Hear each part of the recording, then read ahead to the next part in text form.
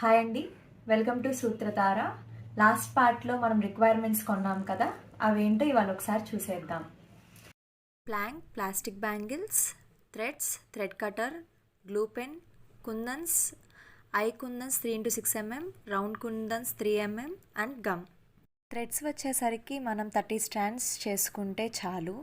నాకు వచ్చిన ఆర్డర్ చిన్నపిల్లలకు కాబట్టి అలా సరిపోతుంది.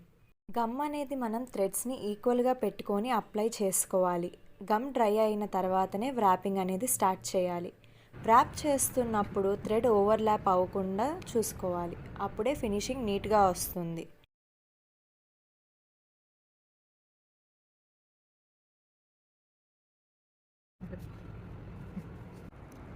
నేనైతే అన్ని బ్యాంగిల్స్ వ్రాప్ చేసేసాను. వాటి లుక్ ఎలా ఉన్నాయో చూసేయండి. ఫైనల్ లుక్ కోసం వెయిట్ ఫర్ పార్ట్ 3. బాయ్.